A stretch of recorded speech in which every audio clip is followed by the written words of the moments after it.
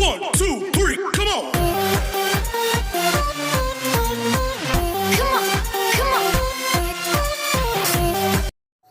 Hello મિત્રો, હું છું ડૉક્ટર મુશીર મંસૂરી અને ફરીથી એકવાર તમારું સ્વાગત છે મારી ચેનલમાં. તો મિત્રો, આજે આપણે જોઈશું સ્ટાન્ડર્ડ 12 ચેપ્ટર નંબર 1 સજીવોમાં પ્રજનન. એમાં અત્યાર સુધીમાં પૂછાયેલા જેટલા પણ નીટની અંદર જે પ્રશ્નો છે એની આપણે અહીંયા ચર્ચા કરીશું. છેલ્લે જે 2019ની અંદર જે પ્રશ્નો પૂછાઈ ગયા એ પણ આની અંદર આવરી લેવામાં આવેલા છે.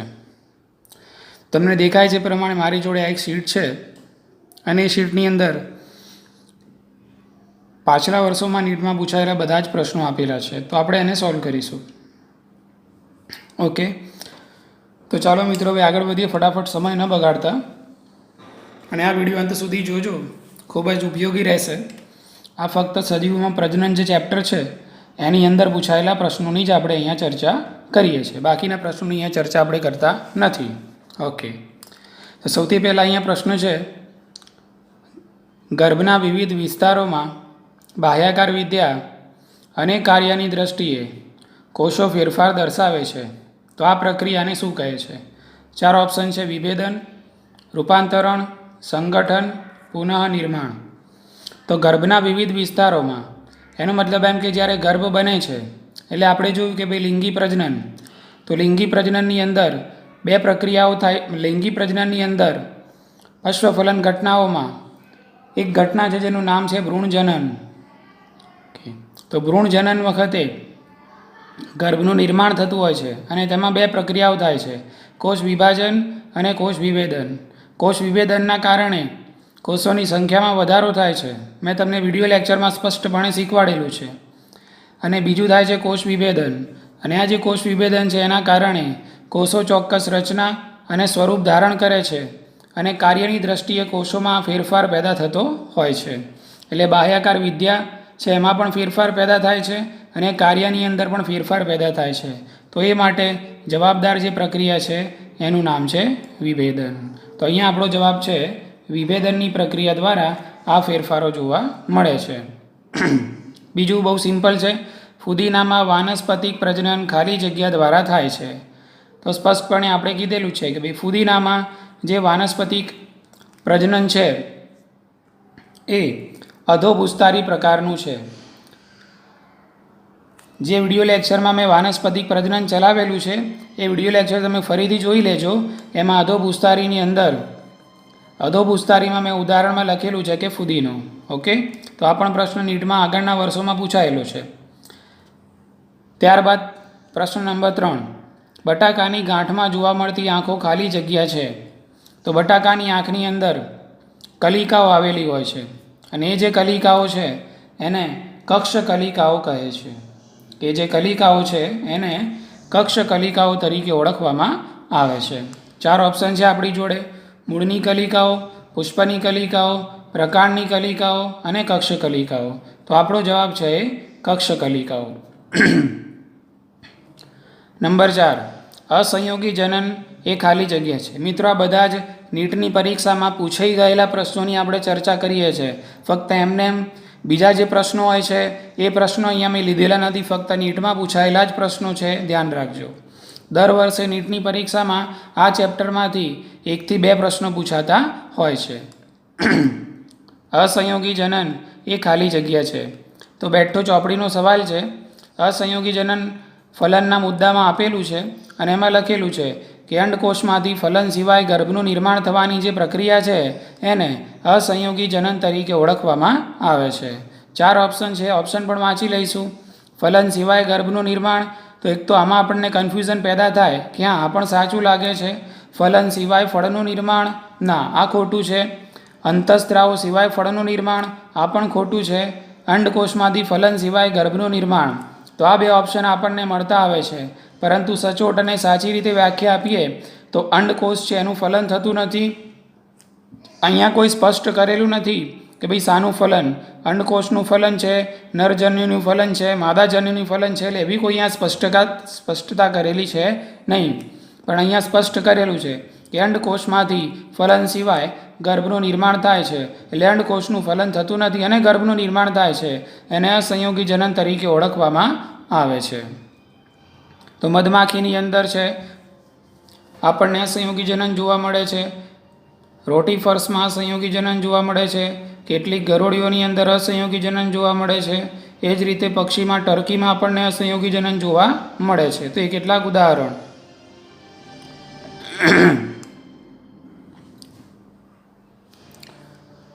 હવે આપણે જોઈએ પ્રશ્ન નંબર 5. તો અહીંયા આપણે રાઉન્ડ કરી લઈશું. પહેલાં આવૃત બીજધારીઓનું નર જન્યુજનક બહાર આવવું એ ખાલી જગ્યા છે. આવૃત બીજધારી એટલે કે સપુષ્પી વનસ્પતિ. તો સપુષ્પી વનસ્પતિમાં નર જન્યુજનક અવસ્થાનું પ્રતિનિધિત્વ પરાગરજ કરે છે. આમ તો આ પ્રશ્ન આના પછીનું જે ચેપ્ટર નંબર 2 છે સપુષ્પી વનસ્પતિમાં લિંગી પ્રજનન એ ચેપ્ટરનું છે. પણ અહીંયા આવરાઈ ગયું છે એટલે આપણે સમજી લઈએ. એમાં પણ આપણે સમજીશું જ્યારે ચેપ્ટર ચાલુ થશે એ વખતે. તો આવૃત બીજધારીઓનું નર જન્યુજનક બહાર આવવું એ અસલમાં ત્રિકોષીય પરાગરજ છે. અને આ ત્રિકોષીય પરાગરજ શું છે એ ચેપ્ટર નંબર 2ના વિડીયો લેક્ચરમાં મેં ઓલરેડી સમજાવેલું તો છે જ. તમે એ વિડીયો લેક્ચર ખોલીને જોઈ શકો છો કે જેમાં મેં પરાગરજ સમજાવેલું છે. ત્રિકોષીય પરાગરજ એટલે શું? તો પરાગરજ, માની લો કે મારી જોડે આ પરાગરજ છે, આ પરાગરજ છે. તો આ પરાગરજની અંદર આ રીતે ત્રિકોષીય અવસ્થા જોવા મળે છે. એમાં એક કોષ વાનસ્પતિક કોષ હોય છે, જ્યારે 2 નરજન્યુઓ આપણને જોવા મળે છે. તો પરાગરજ એક જ છે, પણ એક વાનસ્પતિક કોષ છે અને 2 નરજન્યુઓ છે. એટલે આ જે અવસ્થા થઈ એને ત્રિકોષીય અવસ્થા તરીકે ઓળખવામાં આવે છે. પરાગરજમાં દ્વિકોષીય અવસ્થા પણ જોવા મળે છે, પરંતુ અહીંયા સ્પષ્ટ કરેલું છે નરજન્યુજનક બહાર આવવું. એટલે અહીંયા નરજન્યુનું નિર્માણ થઈ જાય છે, એટલે વાનસ્પતિક કોષ એક હોય છે અને 2 નરજન્યુઓ આપણને જોવા મળે છે. એટલે પરાગરજ ત્રિકોષીય અવસ્થા પ્રાપ્ત કરે છે. ચલો નંબર 6. ફલન વગર માદાજન્યુ કે અંડકોષના નવા સજીવના નિર્માણને શું કહે છે? તે તો સીધો જવાબ છે. ફલન વગર અંડકોષનું જે નિર્માણ છે એને તો અસંયોગી જનન તરીકે ઓળખવામાં આવે છે. જો આ પ્રશ્ન અને આ પ્રશ્ન ઊંધા છે. ઓકે, અહીંયા અસંયોગી જનન એ શું છે એવું લખ્યું છે, અને અહીંયા જે ઓપ્શન છે એને પ્રશ્ન બનાવી દીધો છે અને જે પ્રશ્ન છે એને જવાબ બનાવ્યો છે. એટલે બંને પ્રશ્નો એક જ છે આમ જોવા જઈએ તો. પ્રશ્ન નંબર 7. નીચેનામાંથી કયું વિધાન સાચું છે? તો જોઈ લઈએ. જન્યુઓ ફેરફાર ન કરી શકાય તેવા એકકીય છે. આ વિધાન સાચું છે. બીજાણુઓ ફેરફાર ન કરી શકાય તેવા એકકીય છે. પણ અહીંયા ધ્યાન રાખવાનું, બીજાણુ એકકીય પણ હોઈ શકે છે અને દ્વિકીય પણ હોઈ શકે છે. તો આ ખોટું થશે. જન્યુઓ સામાન્ય રીતે એકકીય હોય છે. તો સામાન્ય રીતે નહીં, જન્યુઓ હંમેશા એકકીય જ હોય છે. એટલે આ વિધાન પણ ખોટું છે. બીજાણુઓ અને જન્યુઓ બંને ફેરફાર ન કરી શકાય તેવા એકકીય છે.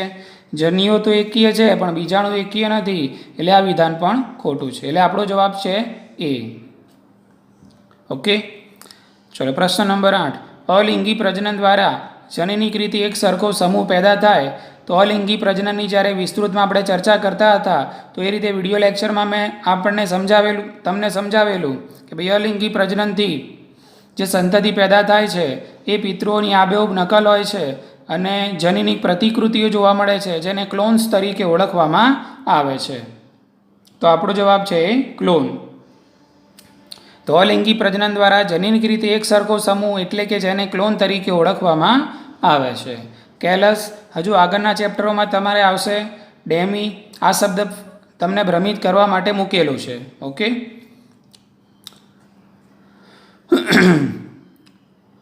નવમો પ્રશ્ન છે એ માનવીમાં પ્રજનનવાળા ચેપ્ટરનો અહીંયા આવરી ગયો છે, એટલે એને પણ આ કેન્સલ કરેલો છે. 10મો પ્રશ્ન.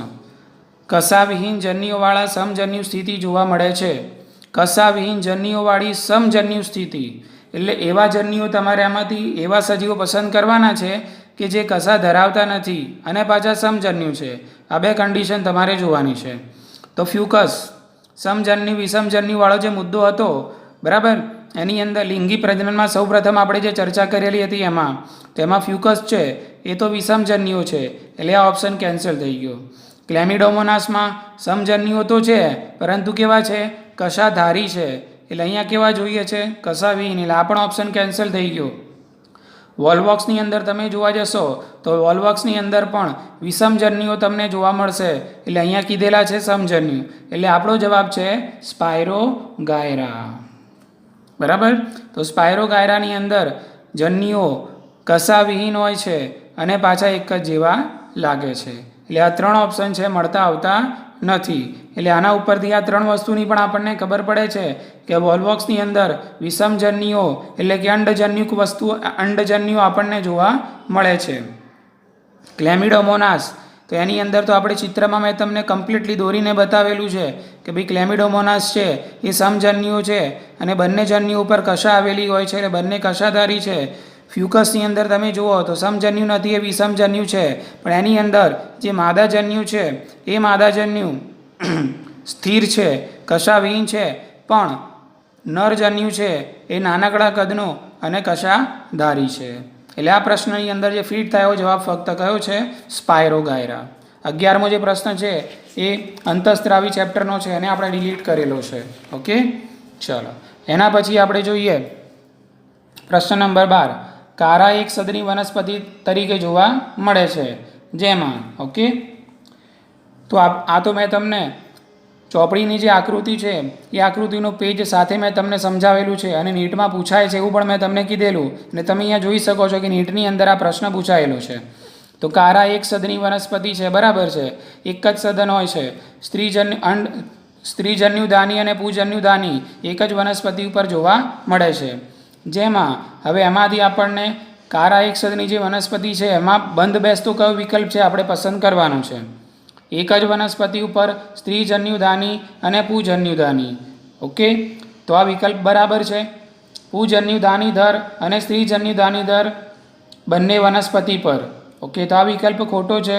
પુકેસર અને સ્ત્રી કેસર તો હોય જ નહીં, સવાલ જ નથી. બરાબર, કારણ કે આ તો આવૃત બીજધારીમાં જોવા મળે છે અને કારા તો એક સદની વનસ્પતિ છે કે જે દ્વિઅંગી વનસ્પતિમાં આવે છે. ઓકે, કે જેમાં આ પ્રકાર પુષ્પ જ હોતું નથી. તો પુકેસર અને સ્ત્રી કેસરનો કોઈ સવાલ જ નથી, એટલે આ ઓપ્શન પણ નહીં આવે. એક જ વનસ્પતિ પર ઉપર પુંજન્યુ અને નીચે સ્ત્રીજન્યુ. નીચે શબ્દ અહીંયા લખવાનો રહી ગયો છે, બરાબર. ઉપર પુંજન્યુ અને નીચે સ્ત્રીજન્યુ. ના, એવું ના હોય. તમે આકૃતિ જોશો એટલે ખબર પડશે. કારાની આકૃતિમાં ઉપર સ્ત્રીજન્યુ દાની એટલે કે અંડજન્યુ દાની છે અને નીચે પુંજન્યુ દાની છે, એટલે આ પણ ખોટું છે. એટલે એક જ જવાબ અહીંયા સાચો, એના બંધ બેસતું છે. એક જ વનસ્પતિ ઉપર સ્ત્રીજન્યુદાની અને પુંજન્યુદાની. ચલો, પ્રશ્ન નંબર 13. અર્ધીકરણ ક્યાં જોવા મળે છે? મેં તમને પહેલાં કીધેલું છે કે ભાઈ અર્ધીકરણ હોય એ દ્વિકીય કોષોનું જ થાય. તો અહીંયા દ્વિકીય પરિસ્થિતિ કોણ દર્શાવે છે એ જોઈ લેવાનું. મહાબીજાણુદાની. ઓકે, તો મહાબીજાણુ તો મહાબીજાણુ તો એકકીય હોય છે, આનું અર્ધીકરણ નહીં થાય. કણી બીજાણુ પણ એકકીય હોય છે, આનું અર્ધીકરણ નહીં થાય. જેમ્યુલ છે એની અંદર સમભાજન આપણને થતું જોવા મળે છે જ્યારે કલિકાઓનું નિર્માણ થાય છે ત્યારે. અને બી અર્ધસૂત્રી ભાજન પહેલાંની કેશિકા મિયોસાઇટ એટલે કે અર્ધીકરણ પામતો કોષ. એટલે આ જવાબ આવશે. મિયોસાઇટ શબ્દ તમને આપેલો છે ચોપડીની અંદર, એક કોઠો આપેલો છે રંગસૂત્રોની સંખ્યાવાળો. એની નીચે જ જે વર્ણન આપેલું છે, વર્ણનની અંદર મિયોસાઇટ શબ્દ આપેલો છે જેને જન્યુ માતૃકોષ તરીકે ઓળખવામાં આવે છે. તો આ જે મિયોસાઇટ છે એનું અર્ધીકરણ થાય છે. નંબર 14. નીચે પૈકી કયું ખોટું વાક્ય છે પસંદ કરો. ઓકે, તો ખોટું વાક્ય આપણે પસંદ કરીશું. ક્લેમિડોમોનાસ સમજન્યુક્તા અને અસમજન્યુક્તા બંને દર્શાવે છે, કે આ સાચું છે. અને ફ્યુકસ વિષમજન્યુક્તા દર્શાવે છે, એ પણ સાચું છે. તો આ વિધાન સાચું છે. સમજન્યુઓ રચના, કાર્ય અને વર્તણૂકમાં સરખા હોય છે. ઓકે, બરાબર, તો આ વિધાન પણ સાચું છે. અસમજન્યુઓ રચના અને કાર્ય અથવા વર્તણૂકમાં જુદા પડે છે, આ પણ સાચું છે. ઓકે, તો હવે છેલ્લું વાક્ય રહી ગયું, આપણો જવાબ હશે. તો વિષમજન્યુઓમાં માદાજન્યુ નાનું, ના એવું ના હોય. માદાજન્યુ હંમેશા યાદ રાખજો, માદાજન્યુ હંમેશા મોટું હોય છે અને અચલિત હોય છે. જ્યારે નરજન્યુ કેવું હશે? નાનું અને ચલિત હોય છે. એટલે આ બધું ઉલટાવી દીધેલું છે. માદાજન્યુ મોટું હોય, અહીંયા નાનું લખેલું છે. અચલિત હોય, અહીંયા ચલિત લખેલું છે. જ્યારે નરજન્યુ કેવું હોય છે? નાનું હોય છે, અહીંયા મોટું લખેલું છે. અને ચલિત હોય છે એની જગ્યાએ અચલિત છે. એટલે આ ખોટું વાક્ય છે, એટલે આપણો જવાબ આ થશે ડી. નંબર 15, સામાન્ય રીતે લિંગી પ્રજનનથી ઉદ્ભવતી નીપજ. એટલે આ તો આપણે ઘસીને તૈયાર કરી દીધું છે કે લિંગી પ્રજનનથી જે પણ નીપજ ઉપજે છે એની અંદર જનીનિક પુનઃસંયોજનની સંભાવનાઓ રહેલી હોય છે, એટલે જનીનિક રીતે ભિન્નતા આપણને જોવા મળે છે. તો 4 ઓપ્શનમાંથી જોઈ લઈએ કયું બંધ બેસતું આવે છે. વિશાળ જૈવભાર, બીજની લાંબી જીવન ક્ષમતા, દીર્ઘ સુસુપ્તાવસ્થા, વિવિધતા જન્માવતું નવું જનીનિક સંયોજન. તો આપણો જવાબ મળી ગયો. અહીંયા આપણને નવું જનીનિક સંયોજન મળે છે, કારણ કે હવે જે લિંગી પ્રજનનથી જે સંતતિ પેદા થશે એમાં જનીનિક ભિન્નતા આપણને જોવા મળે છે. નંબર 16, નીચેના પૈકી શેમાં કશાવિહીન સમજન્યુ જોવા મળે છે? ઓકે, હવે અહીંયા પ્રશ્ન એ જ છે કશાવિહીન સમજન્યુ. આવો પ્રશ્ન આગળ પણ આવી ગયો, પણ અહીંયા ખાલી ઓપ્શન તમને બદલી દીધેલા છે. બરાબર કે તો સીધો જવાબ અહીંયા સ્પાયરોગાયરા આવી જાય છે. ઓકે, સર્ગાસમની અંદર પણ વિષમજન્યુ એટલે અંડજન્યુક પરિસ્થિતિ જોવા મળે છે, જેમાં નરજન્યુ ચલિત હોય છે જ્યારે માદાજન્યુ અચલિત હોય છે. એક્ટોકાર્પસની અંદર પણ એ સ્થિતિ આપણને જોવા મળે છે. યુથોથ્રિક્સ લખેલું છે પણ અસલમાં આ શબ્દ છે યુલોથ્રિક્સ. ઓકે, તો આ જે યુલોથ્રિક્સ છે એની અંદર મેં તમને આકૃતિ દોરીને સમજાવેલું છે. તમે મારો વિડીયો લેક્ચર ફરીથી જોઈ લો, જેમાં તમને ખ્યાલ આવી જશે કે યુલોથ્રિક્સની અંદર સમજન્યુ તો હોય છે પણ કશાવિહીન નથી હોતા, કશાધારી હોય છે. ઓકે, અને એની અંદર એક જ જન્યુ ઉપર 4 કશાઓ આપણને જોવા મળે છે. ઓકે, હવે જોઈ લઈએ પ્રશ્ન નંબર 17, કારા માટે નીચેના પૈકી કયું અસંગત છે?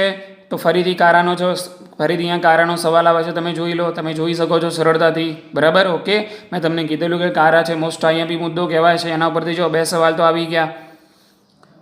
કારા માટે નીચેના પૈકી કયું અસંગત છે? તો પહેલો વાંચી લઈએ આપણે ફટાફટ. ઉપર તરફ માદાજન્યુ અને નીચેની તરફ ગોળાકાર પૂજન્યુ જોવા મળે છે. ઓકે, ઉપર તરફ માદાજન્યુ, બરાબર છે, ઉપર તરફ માદાજન્યુ હોય છે, નીચેની તરફ ગોળાકાર પૂજન્યુ છે. ઓકે, તો કારા માટે આ સંગત કહેવાય. આપણે શોધવાનું શું છે? આ સંગત છે. ગ્લોબ્યુલ નરનો પ્રજનન ભાગ અને ન્યુક્યુલ માદાનો પ્રજનન ભાગ એક જ વનસ્પતિમાં આવેલ છે. બરાબર છે, એક જ વનસ્પતિ પર હોય છે બધું જ, એ પણ સંગત કહેવાય. ઉપર તરફ નરજન્યુ અને નીચેની તરફ માદાજન્યુ છે. ઓકે, ઉપર તરફ નરજન્યુ અને નીચેની તરફ માદાજન્યુ, આ ખોટું થશે. બરાબર, કારણ કે માદાજન્યુ ઉપર તરફ છે, નરજન્યુ નીચેની તરફ. આ ખોટો ઓપ્શન છે, એટલે અસંગત આ થઈ ગયું. ગ્લોબ્યુલ એ નર પ્રજનનનો એક ભાગ. ઓકે, અહીંયા લખેલું છે પ્રશ્ન, આ બીજા વિકલ્પમાં જે ચોથા વિકલ્પનો સારાંશ છે. ગ્લોબ્યુલ નર પ્રજનન ભાગ કહેવાય, એટલે ગ્લોબ્યુલ એ નર પ્રજનનનો એક ભાગ છે. એટલે આપણો 17મા પ્રશ્નની અંદર સી છે આપણો જવાબ થઈ જશે કે ભાઈ આ અસંગત છે. ઉપર તરફ માદાજન્યુ હોય અને નીચેની તરફ નરજન્યુ હોય, જે અહીંયા ખોટું લખેલું છે. ચલો 18મા નંબરની અંદર જોઈ લઈએ. પ્લેનેરિયામાં વધુમાં શું જોવા મળે છે? ઓકે, તો પ્લેનેરિયાની અંદર આપણને પુનઃસર્જન જોવા મળે છે.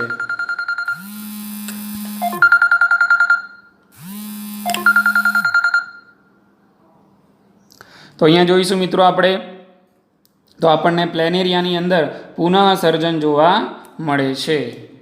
તો પુનઃસર્જનનો આપણે જે ટોપિક ભણેલા એ ટોપિકની અંદર આપણને સ્પષ્ટ એ સમજાવેલું છે. મેં તમને સૌથી વધારે પુનઃસર્જન શક્તિ પ્લેનેરિયામાં જોવા મળે છે. ઓકે, બીજા ઓપ્શન પણ આપેલા છે. રૂપાંતરણ છે, એકાંતરજનન છે, જીવ સંદીપ્તિ એટલે શરીર દ્વારા પ્રકાશનું સર્જન છે ને, આવું બધું કશું એમાં જોવા મળે નહીં. 19મો પ્રશ્ન, શેમાં નરજન્યો કશાધારી હોય છે? ચલો ફરીથી અહીંયા જો નરજન્યો કશાધારી હોય છે. ઓકે, કે જેમાં નરજન્યો છે કશાધારી છે. ઓકે, તો એની અંદર દાખલા તરીકે પોલીસાઇફોનિયા છે, એનાબીના છે, એક્ટોકાર્પસ છે અને સ્પાયરોગાયરા છે. તો આની અંદર જવાબ આવે છે એક્ટોકાર્પસ. ઓકે, તો એક્ટોકાર્પસની અંદર નરજન્યો કેવા હોય છે? કશાધારી હોય છે. બાકીનાઓની અંદર નરજન્યો કશાવિહીન હોય છે. સ્પાયરોગાયરામાં તો ઉપર 2 પ્રશ્નો આવી ગયા એટલે કશાવિહીન છે એવું સાબિત થઈ ગયું. એ જ રીતે એનાબીના છે, એ જ રીતે પોલીસાઇફોનિયાની અંદર પણ તમને કશાવિહીન જોવા મળે છે. તો એક્ટોકાર્પસ આપણું ઉદાહરણ, મતલબ આપણો જવાબ થશે. 20, આદુમાં વાનસ્પતિક પ્રજનન શેના દ્વારા થાય છે? તો એ તો સીધો જવાબ છે. આપણે 11મા ધોરણમાં પણ ભણી ગયા કે ભાઈ ગાંઠા મૂળી.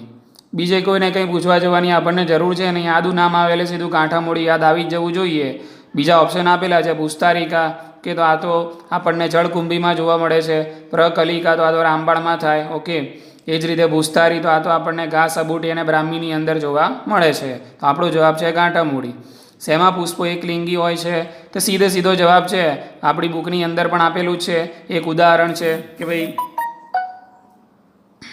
કાકડીની અંદર. ઓકે, તો કાકડી એનો જવાબ થશે. તો ડુંગળી, વટાણા અને જાસૂદાની અંદર દ્વિલિંગી પુષ્પો જોવા મળે છે. જો અહીંયા પુષ્પોનું કીધેલું છે, ખાસ ધ્યાન રાખજો. કાકડીનું ઉદાહરણ ક્યાં આપેલું છે? તો સજીવોમાં જાતીયતાવાળો જે મુદ્દો છે પહેલા ચેપ્ટરની અંદર એમાં આપેલું છે. એમાં એક સદની વનસ્પતિમાં કાકડી અને નાળિયેરનું ઉદાહરણ આપેલું છે. એક સદની વનસ્પતિ એટલે કે એક જ વનસ્પતિ ઉપર નર પુષ્પો પણ હોય અને માદા પુષ્પો પણ હોય. બરાબર, ઓકે. એટલે નર પુષ્પો પણ હશે અને માદા પુષ્પો પણ હશે, પરંતુ બધા એકલિંગી હશે. એટલે નર પુષ્પ હશે એમાં પુંકેસર હશે અને માદા પુષ્પ હશે એમાં સ્ત્રીકેસર હશે. એટલે કહેવાય તો એકલિંગી જ ને. બરાબર, એટલે કાકડી છે એ એકલિંગી પુષ્પો ધરાવે છે. એટલે બીજી એ પણ ખબર પડી ગઈ કે ભાઈ જાસૂદ, વટાણા અને ડુંગળીમાં આપણને દ્વિલિંગી પુષ્પો જોવા મળે છે. સાથે એક ઉદાહરણ છે શક્કરિયા પણ તમે આની અંદર એડ કરી શકો છો કે જે દ્વિલિંગની અંદર આપણને જોવા મળે છે. 22ની અંદર આવશે નીચેનામાંથી કઈ જોડ સાચી રીતે જોડાયેલ નથી? ઓકે, તો ખોટી જોડ આપણે શોધવાની છે.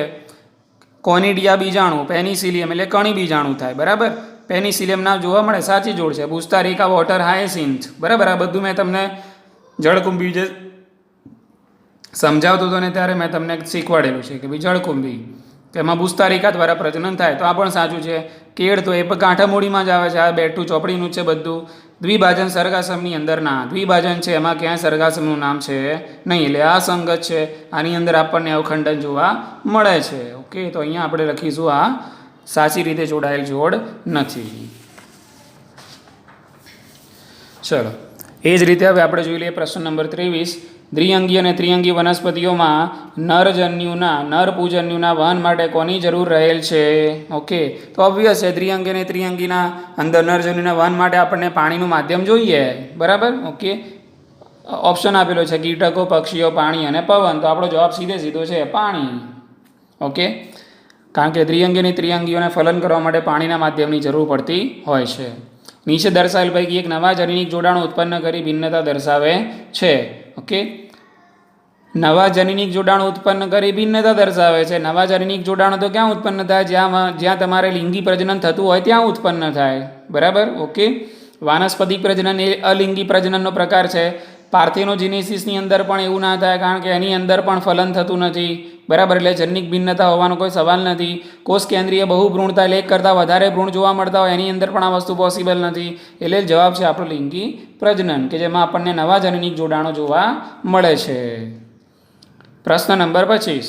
નીચે આપેલ વિધાનો પૈકી કયું એક વિધાન સાચું નથી? તો શોધી લે કયું વિધાન સાચું નથી. ધ્યાન જોઈએ હવે.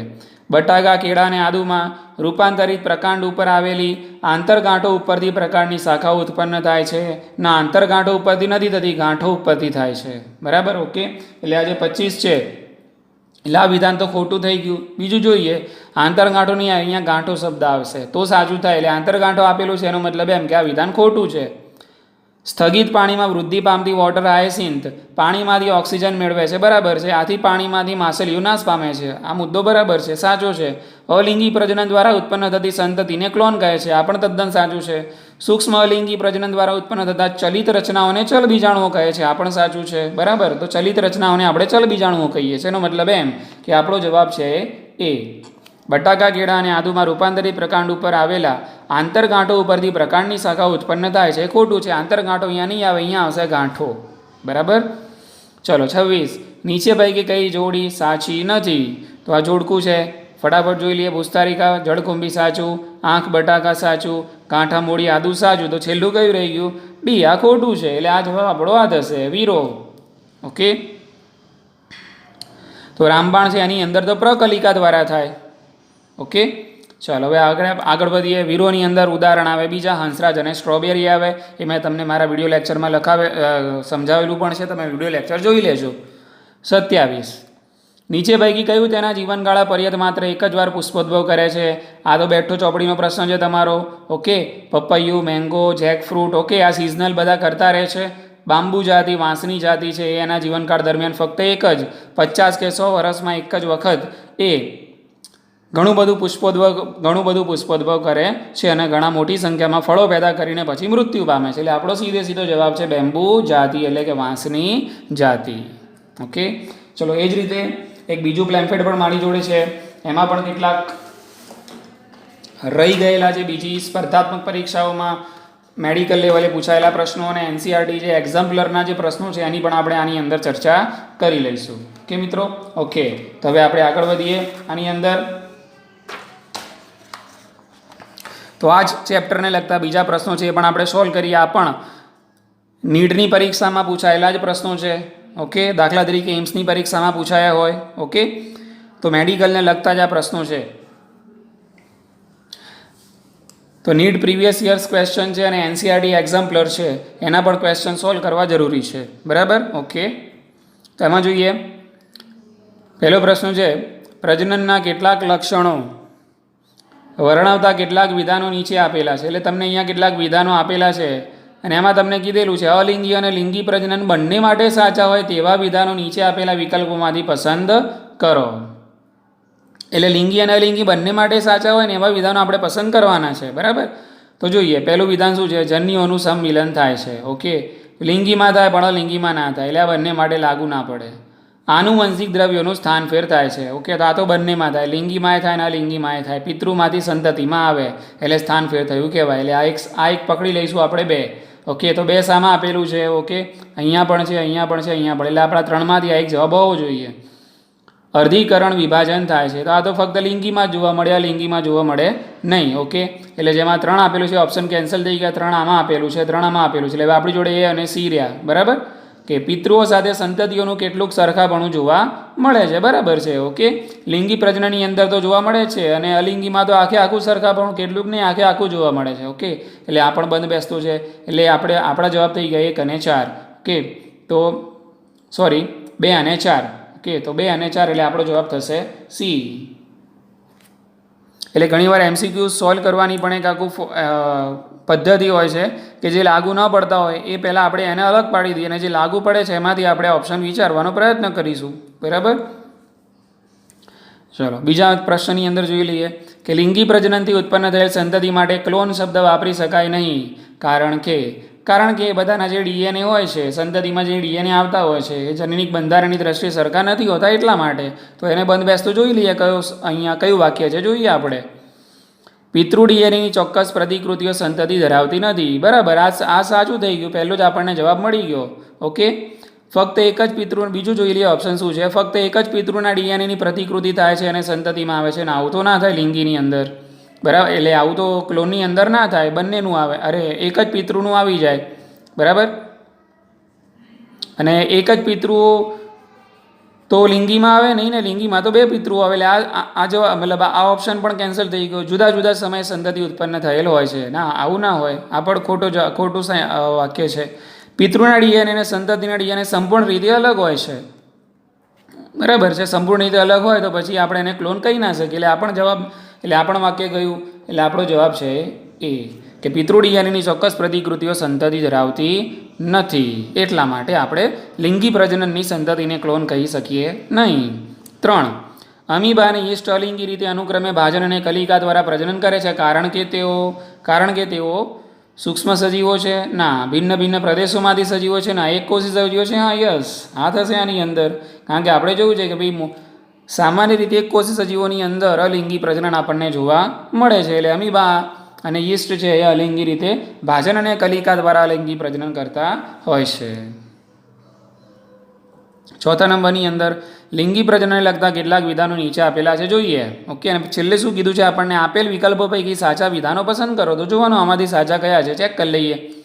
તો લિંગી પ્રજનનમાં કાયમ માટે 2 સજીવોની જરૂરિયાત રહેતી નથી. આ વિધાન સાચું છે, ધ્યાન રાખજો. લિંગી પ્રજનનમાં કાયમ માટે 2 સજીવોની જરૂરિયાત રહેતી નથી. આ વિધાન સાચું છે. કેમ સાચું છે હું તમને જણાવી દઉં.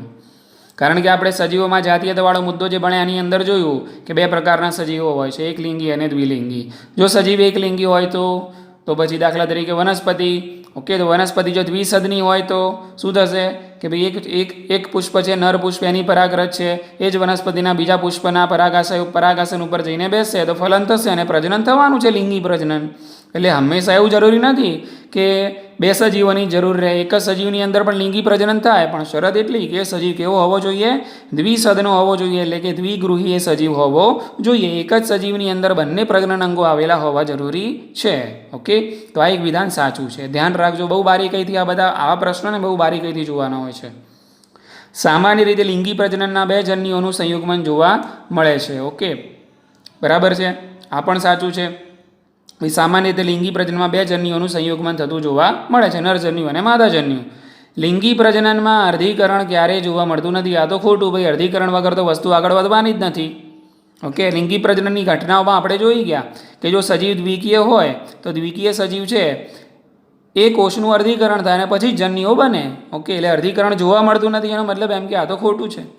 લિંગી પ્રજનન સમય સામાન્ય રીતે બાહ્યફલન જોવા મળે છે. ના, એવું જરૂરી નહીં, અંતઃફલન પણ થાય અને બાહ્યફલન પણ થતું હોય છે, બધું થઈ શકે છે.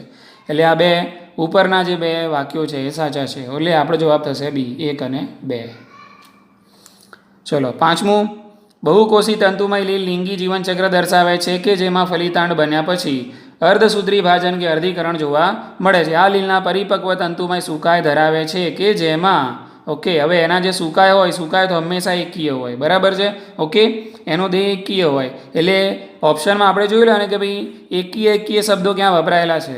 એકકીય વનસ્પતિ કોષો અને દ્વિકીય જન્યુધાની. જો દ્વિકીય તો કેન્સલ, દ્વિકીય વનસ્પતિ કોષો અને દ્વિકીય કેન્સલ, દ્વિકીય વનસ્પતિ કોષ અને એકકીય જન્યુધાની આ પણ કેન્સલ, એકકીય વનસ્પતિ કોષ અને એકકીય જન્યુધાની આ જવાબ આવશે.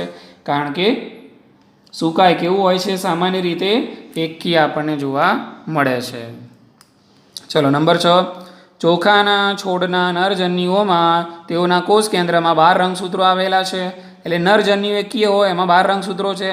તો માદાજન્યુમાં, ફલિતાંડમાં અને અંકુરિત છોડમાં રંગસૂત્રોની સંખ્યા અનુક્રમે કેટલી હશે?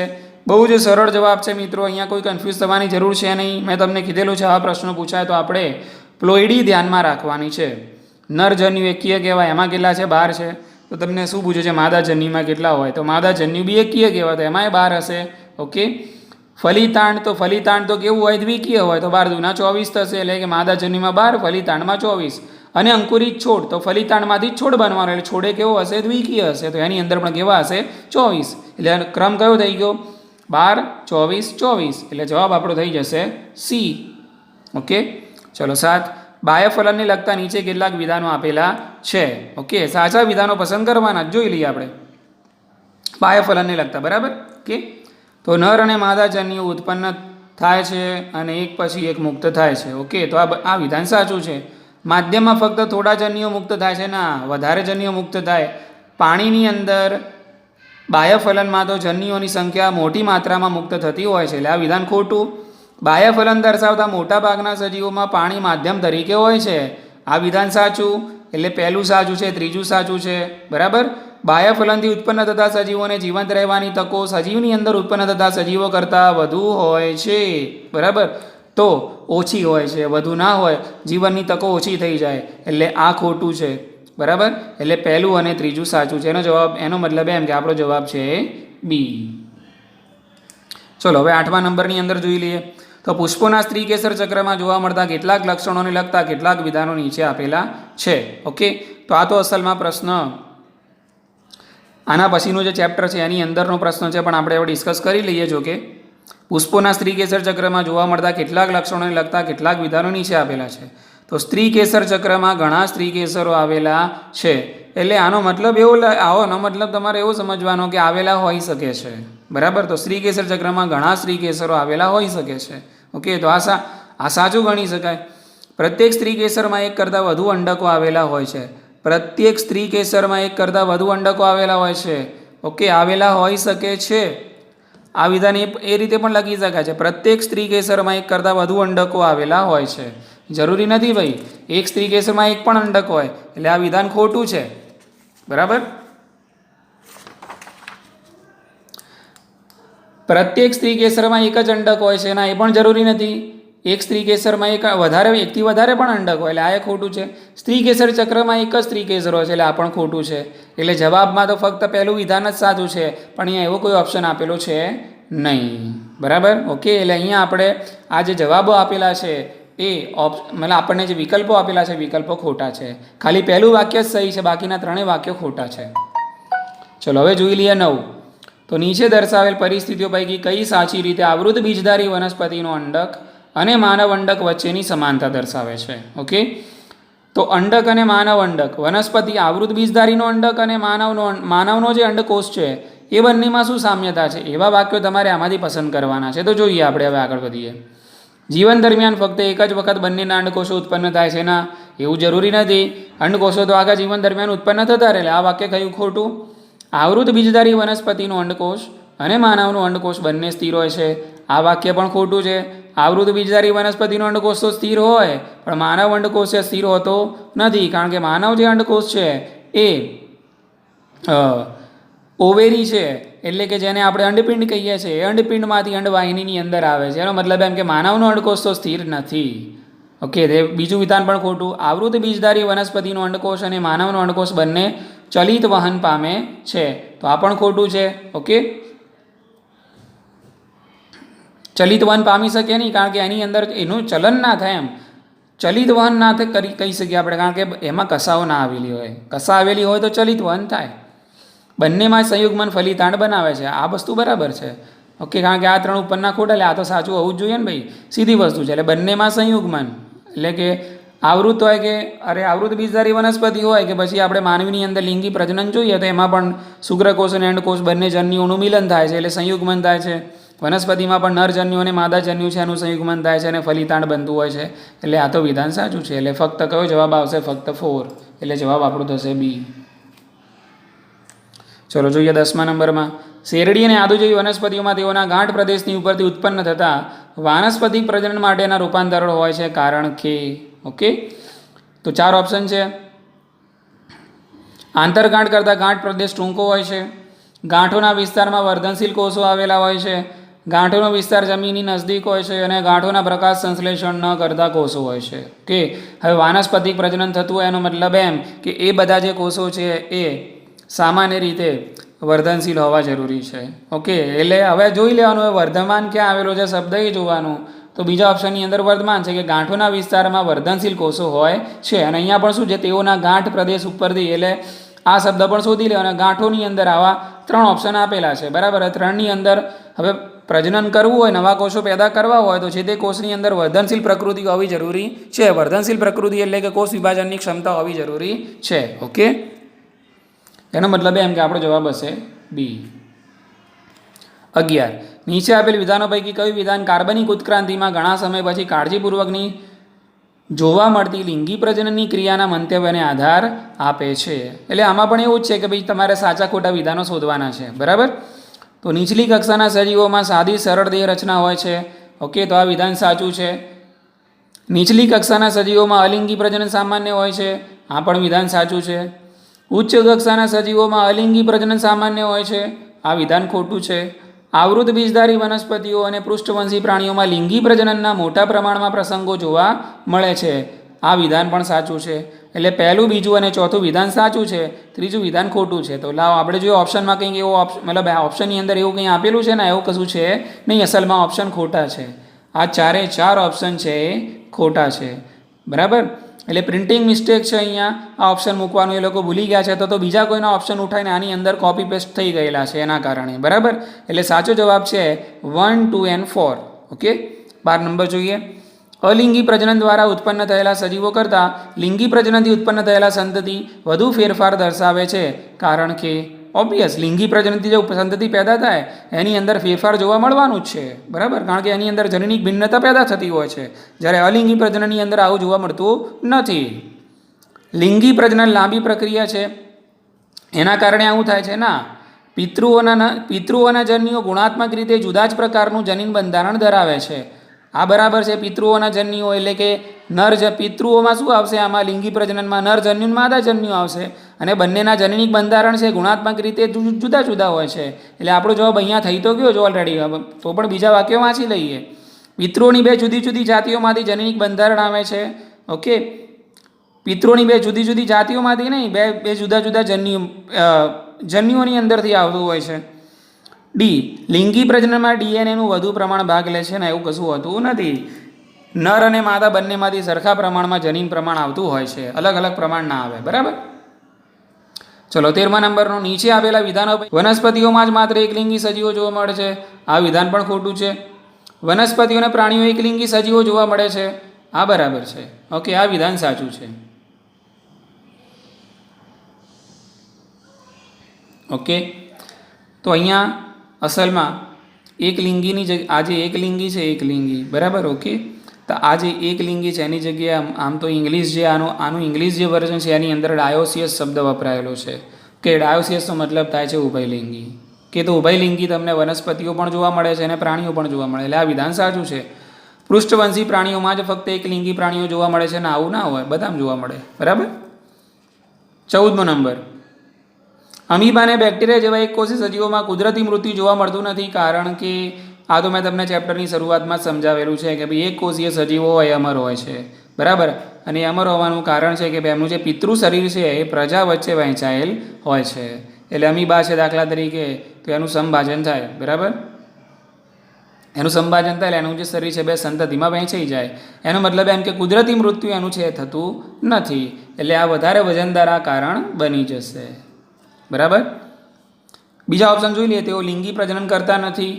ઓકે, એ તો ઓબ્વિયસ છે. ના, એ કારણ ના કહેવાય, પણ એમ તેઓ દ્વિભાજન પદ્ધતિથી પ્રજનન કરે છે. ઓકે, તો દ્વિભાજન પદ્ધતિથી પ્રજનન થાય છે, બરાબર છે. અમીબામાં થાય છે અને બેક્ટેરિયામાં થાય છે, પણ આ જે પાછળ જે શબ્દો આપેલા છે ને એને આ કારણ છે સંતોષતું નથી. પિતૃ શરીર પ્રજા વચ્ચે વહેંચાયેલ હોય છે, આ કારણ છે આને સંતોષે છે, એટલા માટે જવાબ સી થાય છે. પ્રજનનના વિવિધ પ્રકારો છે. સજીવ દ્વારા પસંદ કરેલ પ્રજનન ખાલી જગ્યાના ઉપર આધાર રાખે છે. ભાઈ પ્રજનન કયા પ્રકારનું થશે, એમ લિંગી થશે, અલિંગી થશે, શાના ઉપર આધાર રાખે છે? સજીવ રચના અને રહેઠાણ ઉપર, સજીવની રચના ઉપર, સજીવની રચના અને દેહધર્મ વિદ્યા ઉપર, ઓકે, અથવા તો સજીવનું રહેઠાણ, દેહધર્મ વિદ્યા અને જનની ગોઠવણ ઉપર. તો આ બધા ઉપર આવશે. A to Z આ બધા જ કારણો જવાબદાર છે.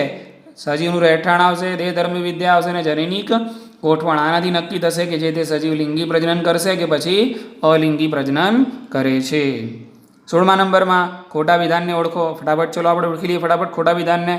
અલિંગી પ્રજનનમાં ઉત્પન્ન થયેલ સજીવો પોતાના પિતૃઓને બાહ્યાકાર વિદ્યાની દ્રષ્ટિએ અને જનીન વિદ્યાની દ્રષ્ટિએ સરખા જોવા મળે છે. બરાબર છે. તો આ વિધાન તો સાચું છે. આપણને ખોટું કીધું છે શોધવાનું. બરાબર, ધ્યાન રાખજો. પ્રાણીજ બીજાણુઓ લિંગી પ્રજનનની રચનાઓ છે. પ્રાણીજ બીજાણુ એટલે કયા? ઝૂસ્પોર આવે. બરાબર. કયા? ચલ બીજાણુઓ. ઓકે, તો આપણે બીજાણુઓ દ્વારા થતું પ્રજનન તો શામાં આવે? અલિંગીમાં આવે. ને અહીંયા તો શું લખ્યું છે? લિંગી પ્રજનનની રચનાઓ છે. ના, પ્રાણીજ બીજાણુઓ તો અલિંગી પ્રજનનની રચનાઓ છે, જેને અંગ્રેજીમાં ઝૂસ્પોર કહે છે, અને બીજું નામ છે એનું ચલ બીજાણુઓ. ઓકે, તો આ જવાબ મળી ગયો ને આપણને. આ ખોટું છે, એટલે બાકીના તો બે સાચા જ હશે. એકાકી પિતૃ નવા સજીવને જન્યુઓની ઉત્પત્તિ કે ઉત્પત્તિ વગર અલિંગી પ્રજનન ઉત્પન્ન કરે છે. તો આ તો સીધી શાની વ્યાખ્યા તમને કીધી? અલિંગી પ્રજનનની વ્યાખ્યા કહી દીધી. સીધી મૂકેલી છે. એકાકી પિતૃ એટલે એક જ પિતૃ. બરાબર. અલિંગી પ્રજનનમાં એક જ પિતૃની જરૂર પડે. નવા સજીવને જન્યુઓની ઉત્પત્તિ કે ઉત્પત્તિ વગર, એટલે જન્યુઓ પેદા કરે અને ના એ કરે. બરાબર ને. આ મેં તમને એનો લિંગી અને અલિંગીનો જ્યારે તફાવત સમજાવેલો છે વિડીયો લેક્ચરમાં, એ જોઈ લેજો. એની અંદર આ મુદ્દો મેં સ્પષ્ટપણે તમને સમજાવેલો છે. બરાબર. એટલે આ વિધાન પણ સાચું છે. પેનિસિલિયમમાં કણી બીજાણુ અલિંગી પ્રજનનની ઉત્પત્તિ છે. સીધો જવાબ છે પેનિસિલિયમ. બરાબર. એ ફૂગ છે, એની અંદર કણી બીજાણુ આપણે અલિંગી પ્રજનનમાં જોયું હતું કે ભાઈ પણ પેનિસિલિયમમાં કણી બીજાણુઓ દ્વારા અલિંગી પ્રજનન થતું હોય છે. એટલે ઓકે, એટલે આ જે આપણો 16માની અંદર જવાબ થશે કયો? પ્રાણીજ બીજાણુઓ લિંગી પ્રજનનની રચનાઓ છે. ઓકે, ચાલો હવે 17મા નંબરનો પ્રશ્ન આપણે જોઈ લઈએ.